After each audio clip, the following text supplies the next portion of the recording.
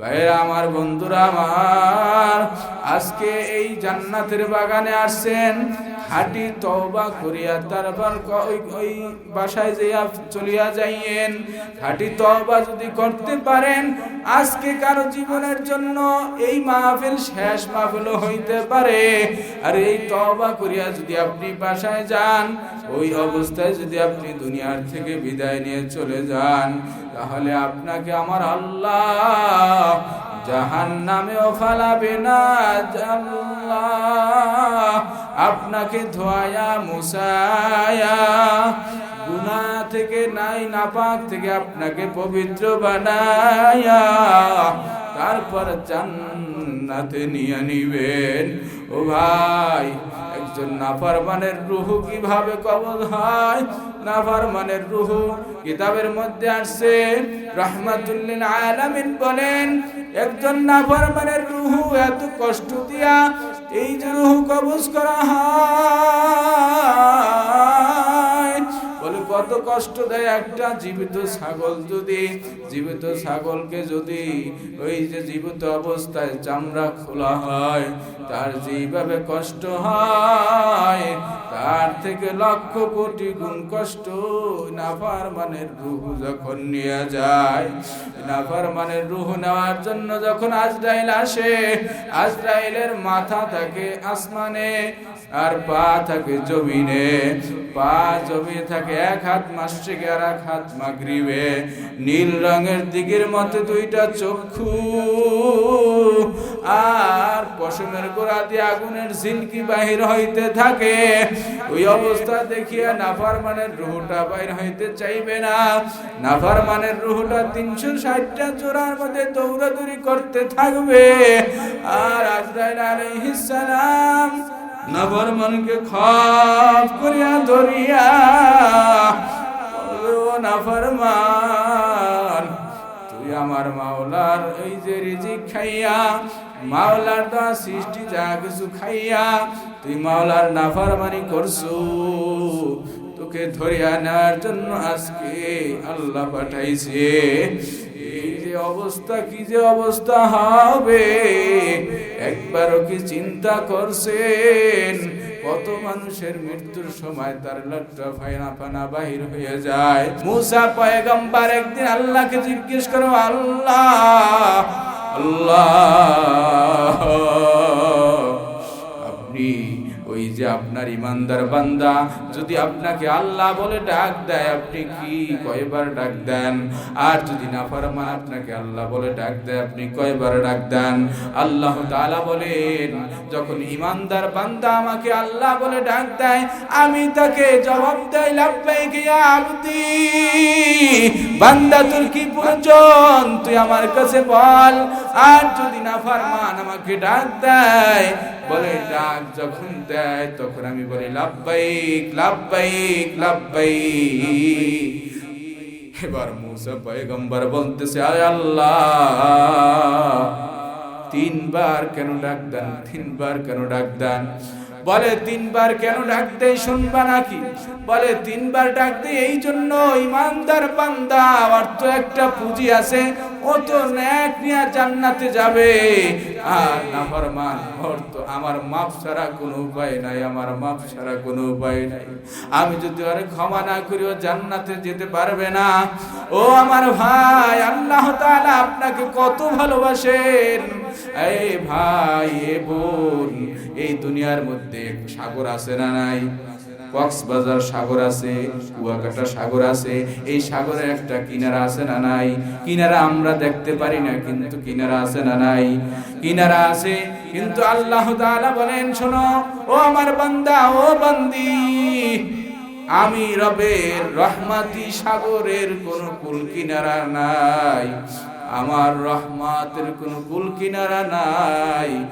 এই রহমতের কুল কিনারা বিহীন যে সাগর আছে, এই সাগরে তোমরা চলে আসো। আর এই রহমতের এই সাগরের উসিলায় তোমরা যখন এই রহমতের সাগরের উসিলায় মাফ চাইবা, তখন আমি তোমাদেরকে মাফ করে দিব। ভাইরা আমার, বন্ধুরা আমার, এই যে গুনাহ করে থাকে আমাদের ভিতরে ভয় নাই। সাহাবায়ে কিরামদের মধ্যে কেমন ভয়, কেমন চিন্তা। সাহাবায়ে কিরামদের মধ্যে একটা গুনাহ করলে ভয়ে তারা কান্নার আওয়াজ, তারা বেকুল হয়ে যাইতো গুনাহ মাফ করার আগ পর্যন্ত। কেমন বেকুল হইতো, ওই যে সাহাবায়ে কিরাম, ওই সাহাবা রাদিয়াল্লাহু তাআলা আনহু, তাকে ভ্রাতৃত্ব বন্ধনে আবদ্ধ করে দিলেন সাইদ রাদিয়াল্লাহু তাআলা আনহুর কাছে। তারা দুই ভাই ভ্রাতৃত্ব বন্ধনে আবদ্ধ করে দিলেন এই নবীজি। তারপরে তাবুক যুদ্ধে যাবে, সাহাবা বাসায় কাজ করে তাবুক যুদ্ধে চলে গেছে। এবার সাইদ রাদিয়াল্লাহু তাআলা আনহু বলে গেলেন, ও আমার ভাই সাহাবা, আমার বাসার কাজকর্ম ঠিকভাবে করিও, তুমি এইটা করিও, তুমি বাসা দেখিয়া রাখিও। সাহাবা রাদিয়াল্লাহু তাআলা আনহু এবার কাজ করতেছেন। একদিন হয়তো পানি অথবা কাঠ নিয়ে আসছেন, আনার পরে শয়তান ওয়াসওয়াসা দিল সাহাবা, ওই যে বাসার মধ্যে কি আছে দেখছুনি? সাইদ রাদিয়াল্লাহু তাআলা আনহু, তার স্ত্রী ছিল খুব সুন্দরী রূপসী। ওই সাইদ রাদিয়াল্লাহু তাআলা আনহুকে, ওই যে তার স্ত্রীকে, তার স্ত্রীর গায়ে হাত দিছে সাহাবা রাদিয়াল্লাহু তাআলা। তো এই হাত দেওয়ার পরে এবার তার স্ত্রী বলতেছে, ও সাহাবা, জাহান্নামের কি একটু তোর মধ্যে ভয় নাই? ও সাহাবা রে, তুই কিভাবে হেরেমের আমানত ঠিক রাখতে পারলি না? যখন এই কথা বলছে সাহাবা রাদিয়াল্লাহু তাআলা আনহু, তিনি এই বেহুশ হয়ে গেলেন। বেহুশ হয়ে যাওয়ার পরে এবার সাহাবা রাদিয়াল্লাহু তাআলা আনহু কিছুক্ষণ পরে হুঁশ ফেরার পরে তিনি দৌড়িয়া জঙ্গলের দিকে যাইতেছেন আর বলতেছেন, ও সাহাবা রে, কি করলি না গুনাহ করে ফেলাইলি? ও সাহাবা, রব যদি আমাকে মাফ না করে তো জাহান্নাম ছাড়া উপায় নেই। নিজেকে নিজে বলতেছে আর কান্না করতেছে। জঙ্গলের দিকে চলে গেছে। ওই দিকে সাইদ রাদিয়াল্লাহু তাআলা আনহু তিনি তবুক যুদ্ধ থেকে ফিরে আসলেন। ফিরে আসার পরে আবার তার ভাইরা বিভিন্ন যারা গিয়েছেন, তার ভাইরা তাদেরকে আগায় নেওয়ার জন্য ওই বিমানবন্দরে চলে গেছেন বা স্টেশনে চলে গেছেন। যাওয়ার পরে এবার সাইদ রাদিয়াল্লাহু তাআলা আনহু তিনিও খুঁজতেছেন, আমার ভাই সাহাবা কোথায়, আমার ভাই কোথায়, তাকে দেখতে পায় না। তিনি এসে বললেন, বাড়িতে আসিয়া জিজ্ঞেস করে সাহাবা রাদিয়াল্লাহু কথা জিজ্ঞেস করে, সাহাবা কোথায়? এবার তার স্ত্রী বলতেছে, সাহাবা তো আপনার হেরেমের আমানত ঠিক রাখতে পারে নাই। বলে কি করছে? বলে এরকম বলেছে, এই কথা বলেছে।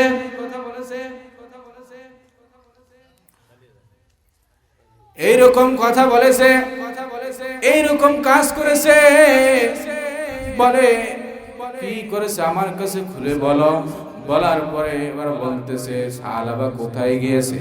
বলে সাহাবা গিয়েছে ওই যে জঙ্গলের দিকে দেখছি আমি যাইতে। বলে জঙ্গলের দিকে যাইতে দেখেছো? আমি যাইতেছি তাকে আগায় আনার জন্য। এবার যাইতেছে যাইয়া দেখে ওই সাহাবা ওই জঙ্গলে যাইয়া আসমানের দিকে তাকায়া বলতেছে, ও সাহাবা, গুনাহ করে ফেলাইলি,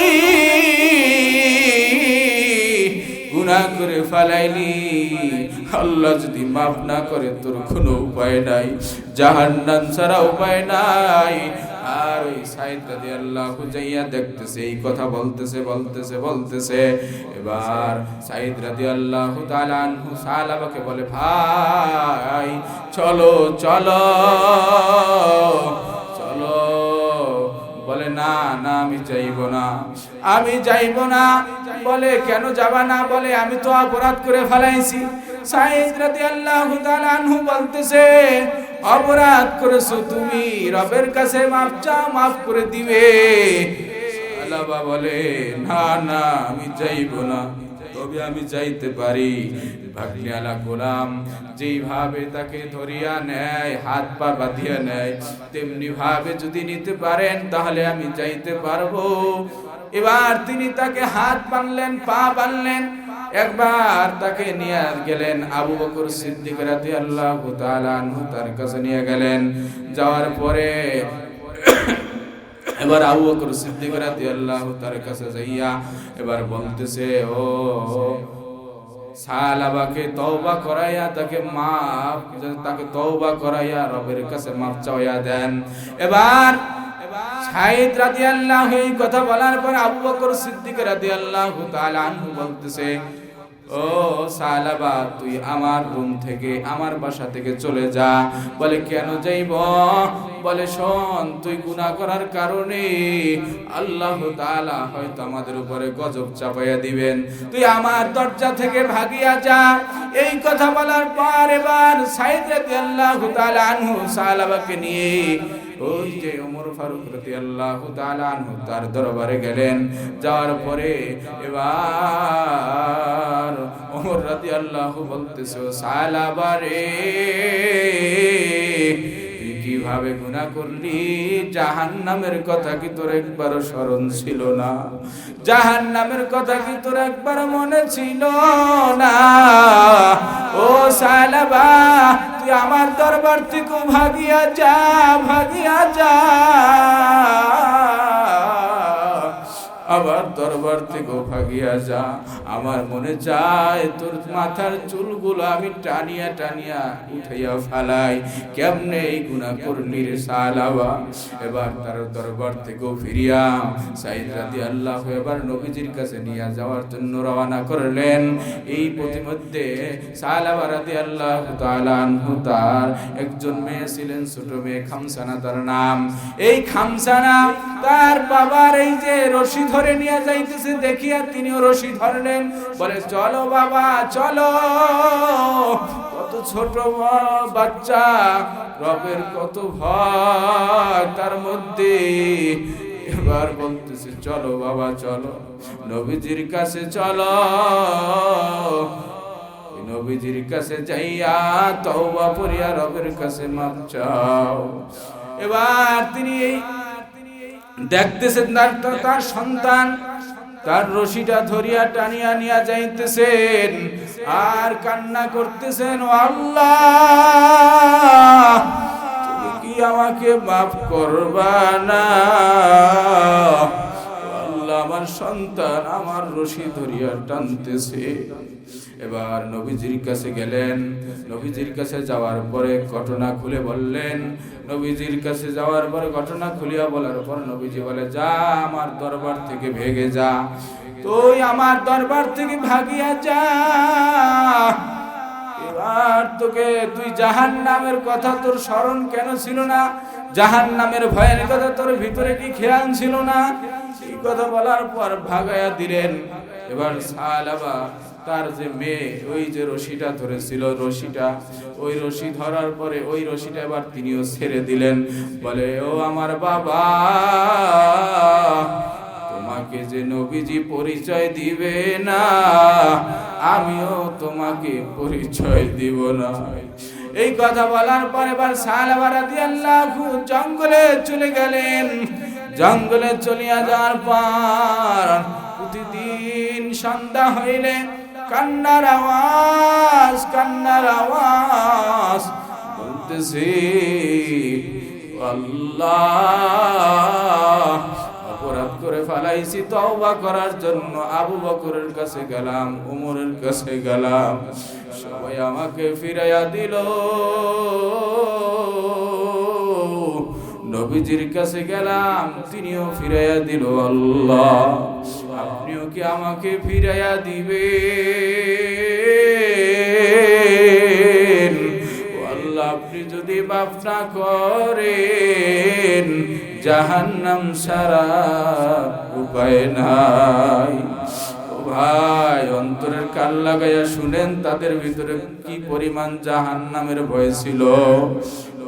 সাহাবা কান্না করে, প্রতিদিন সন্ধ্যার পরে সারা রাত কান্না করতে থাকে। এবার জিবরাইল আলাইহিস সালামকে আল্লাহ তাআলা পাঠাইলেন। জিবরাইল আলাইহিস সালামকে পাঠানোর পরে এবার জিবরাইল আলাইহিস সালামকে বলিয়া দিলেন, তুমি যাইয়া জিজ্ঞেস করবা, আমার প্রিয় হাবিবের কাছে যাইয়া জিজ্ঞেস করবা, এই আসমান জমিন এই দুনিয়া সৃষ্টি কে করেছে। এবার জিবরাইল আলাইহিস সালাম নবীজির কাছে আসিয়া বলে, আসমান জমিন এমনকি আমাকেও আল্লাহ তাআলা সৃষ্টি করেছেন। বলে, যদি আপনাকেও সৃষ্টি করে আসমান জমিন আল্লাহ সৃষ্টি করেন, আপনার কাছে খবর আল্লাহ দিয়েছেন, ওই যে সাহাবাকে পাঠিয়েছেন ওই সাহাবাকে আল্লাহ তাআলা মাফ করে দিয়েছেন। ও ভাই, এবার রাহমাতুল লিল আলামিন বলতেছে, ও আমার সাহাবায়ে কেরাম, তোমরা কি যাইতে পারবা আমার সাহাবাকে ফিরে আনতে? এবার দাঁড়াইলেন আবু বকর, দাঁড়াইলেন আলী রাদিয়াল্লাহু, ওমর রাদিয়াল্লাহু তাআলা আনহু, এবার দাঁড়াইলেন সালমান ফারসি রাদিয়াল্লাহু তাআলা আনহু, এবার পাঠাইলেন সালমান আলী, তোমরা দুইজন যাও, যাও যাইয়া সাহাবাকে নিয়ে আসো, সাহাবাকে নিয়ে আসো। এবার তারা তাকে খোঁজ করার জন্য গেলেন। এক রাখালের কাছে জিজ্ঞেস করতেছে, এইরকম চেহারা, এইরকম ব্যক্তিকে কি তোমরা দেখেছো নাকি? বলে, হ্যাঁ আমি দেখেছি। আপনারা কি জাহান্নাম থেকে ভাগ নেওয়ালা কোনো গোলামকে খুঁজতেছেন নাকি? বলে, হ্যাঁ তাকে আমরা খুঁজতেছি। সাহাবাকে যাইয়া দেখে যখন সন্ধ্যা হয়, রবের দরবারে কান্না করে, আল্লাহ,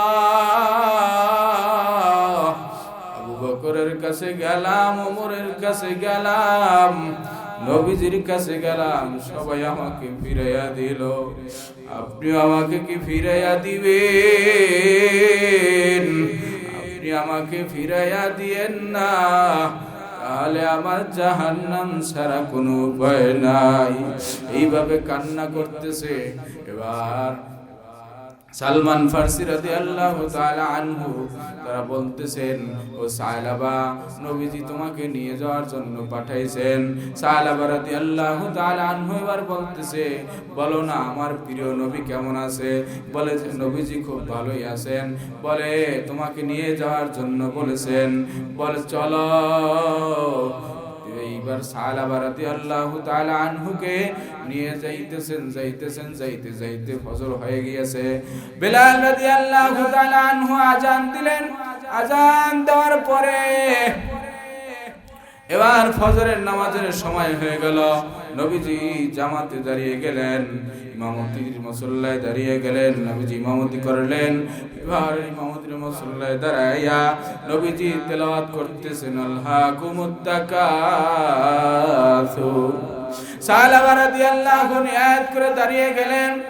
এই আলহাকুমুত তাকাসুর যখন বললেন, সাহাবা রাদিয়াল্লাহু একটা চিৎকার দিলেন, হাত্তা যুরতুমুল মাকাবির। যখন তেলাওয়াত করলেন তখন আরেকটা চিৎকার দিয়ে তিনি বেহুশ হয়ে গেলেন। বেহুশ হয়ে যাওয়ার পরে এবার ওই নবীজি সালমান ফারসি রাদিয়াল্লাহু তাআলা আনহুকে বলে, ও সালমান, দেখো আমার সাহাবার অবস্থা কি। সালমান ফারসি রাদিয়াল্লাহু তাআলা আনহু তিনি যাইয়া দেখেন সাহাবা রাদিয়াল্লাহু দুনিয়াতে নাই। এবার নবীজির কাছে বলে, নবীজি, সাহাবা তো দুনিয়ায় নাই, কেমন তাদের মধ্যে জাহান্নামের ভয়, তাদের মধ্যে কত পেরেশানি ছিল। ভাইরা আমার, আপনার আমার মধ্যে কি জাহান্নামের ভয় কতটুকু আছে আপনি নিজেই প্রশ্ন করেন। ও আমার ভাই, ও আমার বোন, ও আমার বাবারা, ভালো করিয়া শুনিয়া, ভালো করিয়া বুঝিয়া তারপর মাওলার কবরে যাইয়েন। এবার ওই যে তার মেয়ে খামসানা শুনতে পাইলেন, তার বাবাকে মাফ করে দিয়েছেন, বাবাকে মাফ করে দিয়েছেন। এবার নবীজির কাছে আসিয়া বলে, নবীজি, আমি না শুনলাম আমার বাবাকে নাকি আপনি মাফ করে দিয়েছেন। কান্না করতেছে আর বলতেছে। নবীজি এবার চেহারা মোবারক ঘুরাইয়া ফেলাইলেন। আবার সালাবার মেয়ে খামসানা তিনিও আবার জিজ্ঞেস করেন, নবীজি আমার বাবাকে নাকি মাফ করে দিয়েছেন, আমার বাবা কোথায়? ওই যে খামসানা তিনি তার বাবার চেহারা দেখার জন্য চলে গেলেন। বাবার চেহারা ঢাকা, এবার যাইয়া তার ঢাকা চেহারা ওই যে কাপড় উঠাইয়া দেখতেছেন। দেখার পরে এবার কান্না করতেছে আর বলতেছে, ও আমার বাবা, তোমাকে নিয়ে আমার কত চিন্তা ভাবনা ছিল। ও বাবা, তুমি কি জানো না আমার একটা ভাই নাই? আমি ভাইয়ের আদর তোমাকে দিয়ে পাইতাম। ও আমার বাবা, তুমি কি জানো না আমার একটা বোন নাই? ও আমার বাবা, তুমি কি জানো না আমার মা নাই? তুমি কি জানো না আমার ভাই নাই, আমার বোন নাই, আমার মা নাই? তোমার চেহারার দিক তাকায়া আমি মায়ের আদর পাইতাম, আমি আমার ভাইয়ের আদর পাইতাম, আমি আমার বোনের আদর পাইতাম। ও আমার বাবা, তুমি এখন নাই, আমার কি অবস্থা হবে? কথা বলার পর নবীজি এবার বলতেছো, খামসানা তুমি কাঁদিও না, কাঁদিও না, তুমি কাঁদিও না, কাঁদিও না। ও খামসানা, আমি যদি তোমার বাবা হই আর ফাতেমা যদি তোমার বোন হয়, তোমার কিসের টেনশন? চিন্তা দেখেন করিয়া তাদের ভিতরে জাহান্নামের ভয় কতটুকু পরিমাণ ছিল, আপনার আমার ভিতরে জাহান্নামের ভয় কতটুকু আছে। কি করা দরকার? তাদের তওবা জীবনটা শেষ করে দিয়েছে একটা গুনাহ করছে জন্য। আর আপনারা আমরা কত গুনাহ করে থাকি, সকাল বিকাল রাত সব সময় গুনাহের কাজে লিপ্ত থাকি। এই গুনাহের কাজে লিপ্ত থাকি, আবার জান্নাত চাই। ভাই আমার সামনে আসেন, যদি পা ধরা দরকার হয় 100 বার পা ধরবো, তারপর ওই জাহান্নাম থেকে ফিরেন, জাহান্নাম থেকে ফিরেন। কারণ জাহান্নামের আগুন বড় ভয়ানক। ওই জাহান্নামে কিন্তু আপনি সহ্য করতে পারবেন না। ও মা, ও বোন, ও আমার ভাইরা, আমার বাবারা, এই যে বুজুর্গ ওলামায়ে কেরামদের মধ্যে কিভাবে টেনশন, তারা কিভাবে টেনশন করতেন। ইব্রাহিম বিন আদহাম, তার কাছে এক লোক আসিয়া বলে, আমাকে একটু নসিহত করেন। এবার ইব্রাহিম বিন আদহাম বলতেছে, আমি কি নসিহত করব, কি তোমাকে ওয়াজ করব? আমি তো টেনশনে বাঁচি না। বলে, কি টেনশনে বাঁচো না? বলে, আমি টেনশনে বাঁচি না, শোনো। ওই যে আল্লাহ তাআলা রূহ সৃষ্টি করার পরে যখন আল্লাহ তাআলা বলছিলেন ডান দিকের রূহগুলা জান্নাতি, বাম দিকের রূহগুলা জাহান্নামী, এই যখন এই কথা বলেছিলেন, আমার চিন্তা হয় আমি ডান দিকে ছিলাম না বাম দিকে ছিলাম, আমি কি জাহান্নামী না জান্নাতি? এবার বলতেছে, শোনো, যখন আল্লাহ তাআলার হুকুমে ফেরেশতাদের হুকুম দেয়, ও ফেরেশতারা তোমরা আমার বান্দা বান্দাকে তৈরি করো, তখন তৈরি করা হয় ওই যে চেহারা মোবারক আল্লাহ তাআলার নিজ হাতে তৈরি করা। ও ভাই, যখন এই ফেরেশতাদেরকে আল্লাহ তাআলা বলে দেন এটা ভাগ্যবান হবে, এটা দুর্ভাগ্য হবে। এই ইব্রাহিম বিন আদহাম তিনি বলতেছেন, যখন ফেরেশতারা জিজ্ঞেস করেছিল এটা কি রকম হবে, তখন আল্লাহ তাআলা ভাগ্যবান বলেছিলেন, অভাগ্য বলেছিলেন। কি রকম? আমি কি সেই ভাগ্যবানের মধ্যে ছিলাম নাকি? আমি কি এই ভাগ্যবানের মধ্যে ছিলাম নাকি? না, আমি দুর্ভাগ্যের মধ্যে ছিলাম। আমার বড় টেনশন হয়, আমার বড় চিন্তা হয়। আর বলতেছে, শোনো আমি কত টেনশনে আছি। যখন মানুষ মৃত্যু হয়, মৃত্যু হওয়ার পরে এই যে রুহু, এই রুহু একটা মুমিনের সাথে রুহু চলে যায়, আর এক জায়গা হলো নাফরমানের সাথে রুহু চলে যায়। বলে মুমিনের সাথে আমার রুহু গেল না, নাফরমানের সাথে রুহু গেল, আমার বড় টেনশন হয়, আমি কি ওয়াজ তোমার কাছে করব, আমার বড় টেনশন হয়। এবার ইব্রাহিম বিন আদম বলতেছে, আমার আরো একটা টেনশন, আমি বড় চিন্তায় আছি। কিয়ামতের ময়দানে আল্লাহ তাআলা যখন বলবে, ওয়ামতাজুল ইয়াওমা আইয়ুহাল মুজরিমুন, ও গুনাহগারের দলের, আজকে নেককার বান্দা থেকে তোরা আলাদা হয়ে যা, আলাদা হয়ে যা। তখন কি আমি নেককার বান্দাদের মধ্যে থাকবো নাকি? না, আমি গুনাহগার বান্দাদের মধ্যে থাকবো। আমার বড় টেনশন হয়, আমার বড় চিন্তা হয়। তারা জীবনটা কাটায় দিয়েছে দিনের পথে, তারপর টেনশনে তারা কি অবস্থা দিন কাটায়। আর আপনার আমার কি অবস্থা?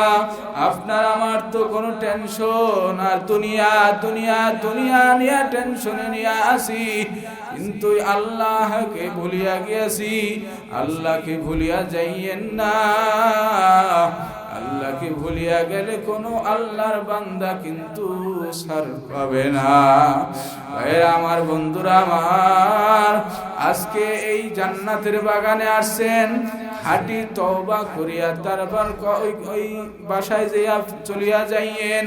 খাঁটি তওবা যদি করতে পারেন, আজকে কারো জীবনের জন্য এই মাহফিল শেষ মাহফিল হইতে পারে। আর এই তওবা করিয়া যদি আপনি বাসায় যান, ওই অবস্থায় যদি আপনি দুনিয়ার থেকে বিদায় নিয়ে চলে যান, তাহলে আপনাকে আমার আল্লাহ জাহান্নামেও ফালাবে না।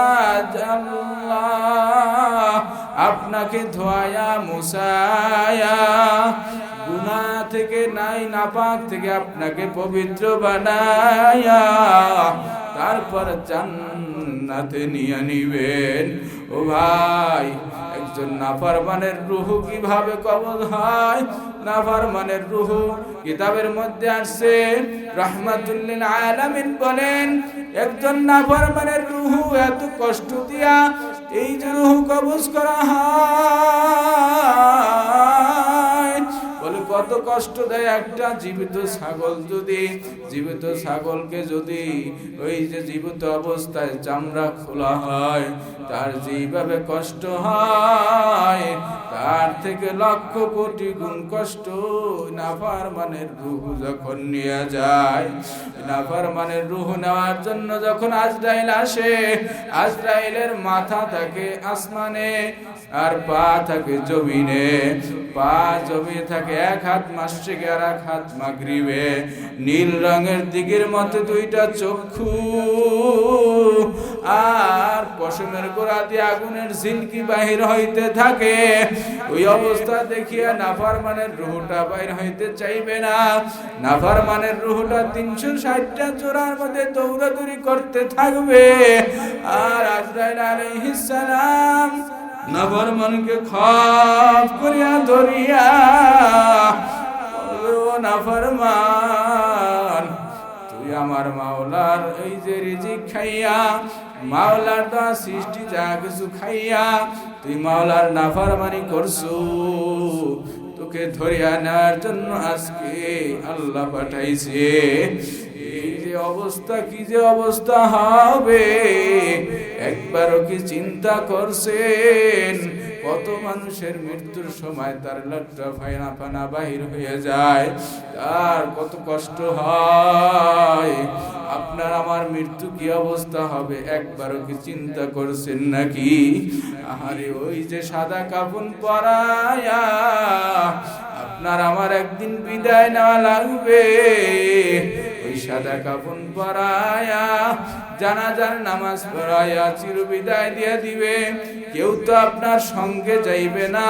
ওই যে দুনিয়াতে কত শান্তিতে থাকতেন, গরম লাগলে এসির ব্যবস্থা আছে, এয়ার কন্ডিশনের ব্যবস্থা আছে। ওই কবরে তো কেউ এয়ার কন্ডিশনের ব্যবস্থা করিয়া দিবে না, ওই কবরে তো কেউ এসিরও ব্যবস্থা করিয়া দিবে না। ওই কবরে কি অবস্থায় থাকবেন? যখন এই কবরে রাখার পরে ওই চলে আসবে ফেরেশতারা, ফেরেশতারা আসিয়া জিজ্ঞেস করবে মান রব্বুকা, বলো না তোমার রবকে। দুনিয়াতে যদি আপনি রবের হুকুম অনুযায়ী না চলেন, ওই রব যখনই ফেরেশতারা রবের কথা জিজ্ঞেস করবে, তখন আপনি কিন্তু উত্তর দিতে পারবেন না। আপনি তখন বলতে পারবেন না রব্বি আল্লাহ,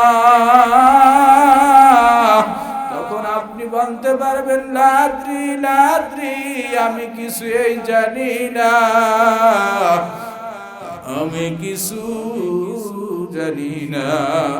যখন জিজ্ঞেস করবে অমান দিনুকা, তোমার দিন কি? আপনি যদি দিনের পথে না চলেন, দিনের পথে না চললে আপনি কিন্তু কবরে যাইয়া উত্তর দিতে পারবেন না। উত্তর তখন আপনার জবান থেকে বের হবে লাদ্রি লাদ্রি, আমি কিছুই জানি না, আমি কিছুই জানি না। আবার জিজ্ঞেস করবে অমান নবিয়ুকা, এ তোমার নবীকে ইশারা দিয়া দেখাইবে এই লোকটাকে, এই যে নবীজিকে দেখাইবে, তারপর বলতে পারবে না, বলতে পারবে না নাফরমান। আর মুমিন বান্দা বলে দেবে এরা নবী হলো মুহাম্মাদুর রাসূলুল্লাহ। আর নাফরমান বলবে লাদ্রি লাদ্রি, আমি কিছুই জানি না। যখন এই কথা বলবে, তখনই আল্লাহর হুকুমে আল্লাহ হুকুম করবে ফেরেশতারা ওই নাফরমানের কবরের মধ্যে এই জাহান্নামের আগুন জ্বালায়া দাও, জাহান্নামের এই যে পোশাক পিছায়া দাও, জাহান্নামের পোশাক তাকে পরাইয়া দাও। ফেরেশতারা হুকুম পাইয়া নাফরমানকে আযাব দিতে থাকবে।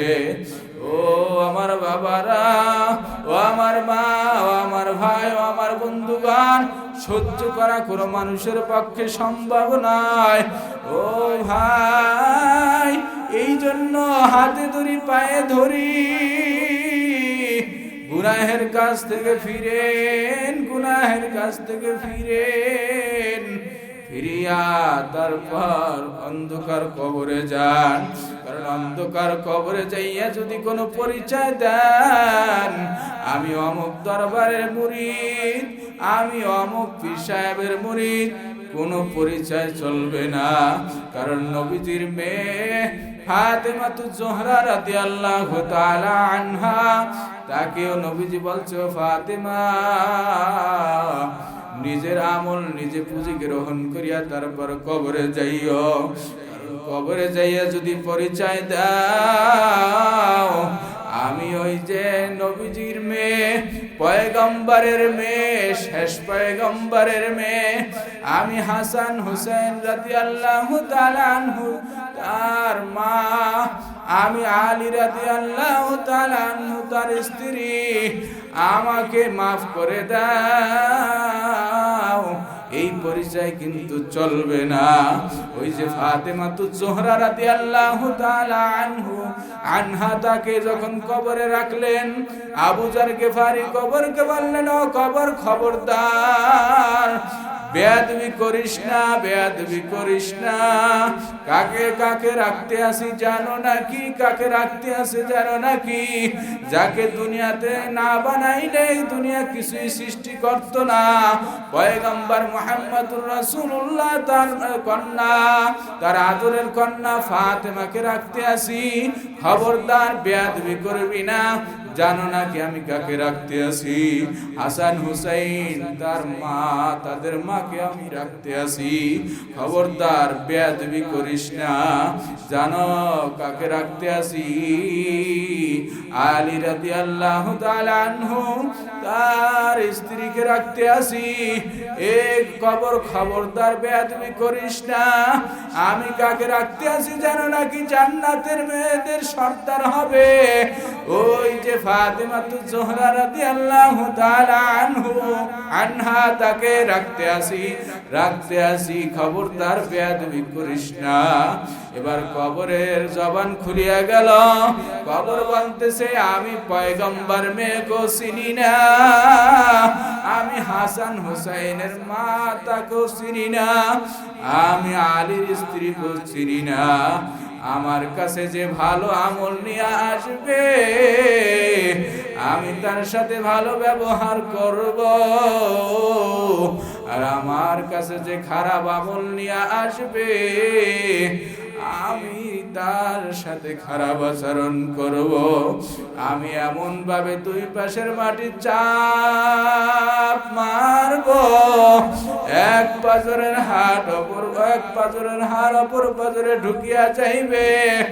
ও ভাই, সহ্য করা সম্ভব নয়। কত দুনিয়ার মধ্যে দেখতে পাওয়া যায় ওই কবরের মধ্যে জাহান্নামের আগুন জ্বলতেছে, আবার দেখতে পাওয়া যায় ওই কবরের মধ্যে তাজা লাশ পাওয়া যায়। এই যে 22 বছর আবার 32 বছর পরে কবরের মধ্যে তাজা লাশ পাওয়া গেছে কুড়িগ্রামে। বশিরউদ্দিন মুন্সি তার কবর ভাঙ্গার পরে 22 বছরের পর একবার তার কবর ভাঙলো নদীতে। নদীতে ভাঙ্গার পরে এবার দেখতে পায় লাশ ভাসতেছে। এলাকার লোকজন যাইয়া ওই যে লাশ আনিয়া আবার দাফন করিয়া আবার কবর দিলেন। আবার কবর দেওয়ার পর আবার কয়েক বছর পরে আবার কবর ভাঙ্গা হলো। আবার ভাঙ্গার পরে আবার তার লাশ তাজা পাইল। ও ভাই, ভালো করিয়া বুঝেন, যদি আল্লাহ তাআলা আযাব নাই দেন আপনিও বাঁচিয়া গেলেন, আমিও বাঁচিয়া গেলাম। কিন্তু ওই আল্লাহ তাআলা যে দেখাইতেছেন, দেখ বান্দা আমি দেখাইলাম, নেক নিয়া যদি আসতে পারো, এই যে আল্লাহ তাআলা এইভাবে লাশ তাজা রাখি আবার দেখাইতেছেন। আর যদি গুনাহ নিয়ে আমি যাই, আমার কবরে জাহান্নামের আগুন ধাউ ধাউ করে জ্বলবে। আমার অবস্থা তখন কি হবে? আমার অবস্থা কিন্তু খুব খারাপ হয়ে যাবে, সহ্য করতে পারবো না। ও ভাই, এই জন্য আল্লাহর দরবারে তওবা করেন। তওবা করিয়া তারপর আল্লাহর দরবারের ওই যে পরকাল জিন্দেগিতে আগান। ও ভাই, বাদশাহ হারুন আর রশিদ, তার কাছে এক বুজুর্গ ব্যক্তি ছিলেন, বাহলুল নামের এক বুজুর্গ। তাকে একদিন বলতেছে, ও বাহলুল, আমি তোমাকে এই লাঠিটা উপহার দিলাম, এই লাঠিটা তোমার চাইতে যে বোকা বেশি তাকে দিয়া দিবা।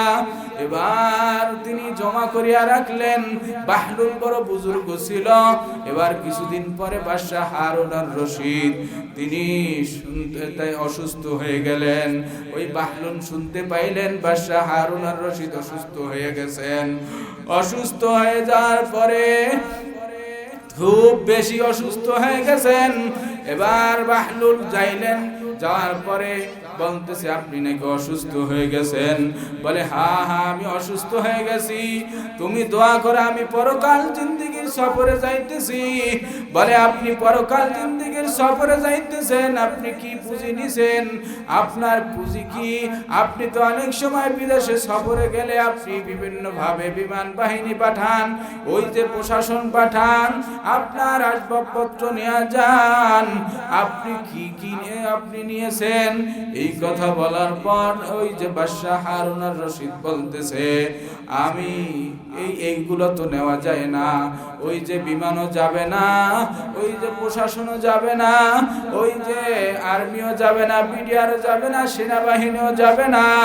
বলে, এই কিছুই আপনি পাঠান নাই, তাহলে আপনি কিভাবে যাইবেন?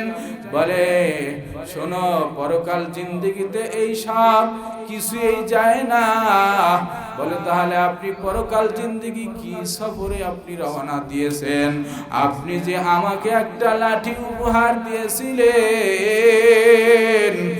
ওই লাঠি আমি আপনাকে ফিরাইয়া দিলাম। বলে, কেন ফিরাইয়া দিলাম? বলে শোনেন, আপনি বলেছিলেন আমার চাইতে কাউকে যদি বেশি পোকা পোকা পাইলে এই লাঠিটা দিবা। এবার বাদশাহ হারুন আর রশিদ বলতেছে, আমাকে দিয়েছো? হ্যাঁ হ্যাঁ, আমি তো সেই পোকা। কারণ হইল পরকাল জিন্দেগিতে আমি যাইতেছি, আমার কোনো সফরের প্রস্তুতি নাই, আমার কোনো চিন্তা নাই, আমার কোনো টেনশন নাই। আমি পরকাল জিন্দেগির কোনো সফরে আমি পুঁজি করতে পারি নাই, আমি পুঁজি করতে পারি নাই, কিন্তু পরকাল জিন্দেগিতে আমি যাইতেছি। দেখেন, আপনাকে আমাকে যদি এরকম বলতো, কত আমরা রাগ হয়ে যাইতাম, আমরা খেপিয়া যাইতাম। আমাকে এই কথা কেন বলছো? আর তাদের অবস্থা কি? ভাইরা আমার, বন্ধুরা আমার, দেখেন কত যুবক দুনিয়ার থেকে বিদায় নিয়ে চলে যায়, কত অল্প বয়সে যুবক দুনিয়ার থেকে বিদায় নেয়, কত সময় পানির নিচে পড়িয়া মারা যায়, কত সময় ওই যে গাড়িতে অ্যাক্সিডেন্ট করিয়া মারা যায়, কত সময় আগুনে পড়িয়া মারা যায়। ও যুবক ভাই, আপনি কি আর দুনিয়াতে কিয়ামত পর্যন্ত থাকবেন? আপনি কখন দুনিয়ার থেকে বিদায় নেবেন কোনো গ্যারান্টি নাই। এখন বাসায় যাইতেও পারেন, নাও যাইতে পারেন, আপনি তো এই কোনো গ্যারান্টি দিতে পারবেন না। আপনি যদি গ্যারান্টি না দিতে পারেন, আপনার মতো যুবক দুনিয়ার থেকে বিদায় নিয়ে চলে যায়। এই যে আপনার মতো কত যুবক আবার নামাজও পড়ে, দাড়িও রাখে, রোজাও রাখে, হারাম খায় না হালাল খায়। আপনার অবস্থা কি? আপনি তো এইভাবে চলতে আছেন না। ও ভাই, আপনি কেন পারবেন না? আপনার মতো যুবক আবার নামাজ পড়ে, সেই যুবক কেমনে পারে? ও ভাই, মনকে বুঝান, অপরে পারলে কেন আমি পারবো না? আমি নিশ্চয়ই পারবো, এই চিন্তা করিয়া সামনে আগান। ও আমার মুরব্বী বাবারা, এখনো নামাজ ধরতেছেন না, এখনো আপনি রোজা রাখছেন না, এখনো নাফরমানের মধ্যে আপনার নামটা লেখা আছে, এখনো গুনাহগারে আপনার নামটা লেখা আছে। আপনি এখনো গুনাহ করতেছেন, দোকান পাটে বসিয়া গীবাতে আপনি যুক্ত আছেন। ও মুরব্বী বাবা, আপনার রূহটা কখন আজরাইল ধরিয়া নিয়ে যায় আপনি কিন্তু বলতে পারবেন না, আপনি কিন্তু বলতে পারবেন না। যদি বলতে নাই পারেন, তাহলে কোন আশায় এখনো তওবা করেন না? ও মা, ও বোন, আপনার মতো বোন, আপনার মতো মা, কত মা নামাজ পড়ে, রোজা রাখে, খাস পর্দা করে, কিন্তু আপনি কেন পারবেন না? আপনি কেন পারবেন না? মনে করেন আপনি কপালটা পুড়িয়া গেছে, কপালটা পুড়িয়া গেছে, এই পুরা কপাল আর কখনো জোড়া লাগবে না। এই জন্য খাঁটি দিলে তওবা করেন। তওবার যদি নিয়ত থাকে, দুটো হাত জাগায় আমার আল্লাহকে দেখান, আমি আর জীবনে আর কখনো গুনাহ করব না, আমি আর কখনো গুনাহ করব না। জোরে বলেন, আল্লাহ তাআলার কাছে তওবা করেন, আর কখনো গুনাহ করব না। আমি বড় অপরাধী, আমি বড় আমার উপরে জুলুম করেছি। ও আমার ভাই, যাহা কিছু বললাম, আল্লাহ তাআলা আমাদেরকে আমল করবার তৌফিক দান করুন, আর খাঁটি তওবা করে আল্লাহ তাআলার দরবারে পবিত্র হয়ে জান্নাতে যাওয়ার তৌফিক দান করুন। ওয়া আখিরু দাওয়ানা আলহামদুলিল্লাহি রাব্বিল আলামিন। আসসালামু আলাইকুম ওয়া রাহমাতুল্লাহি ওয়া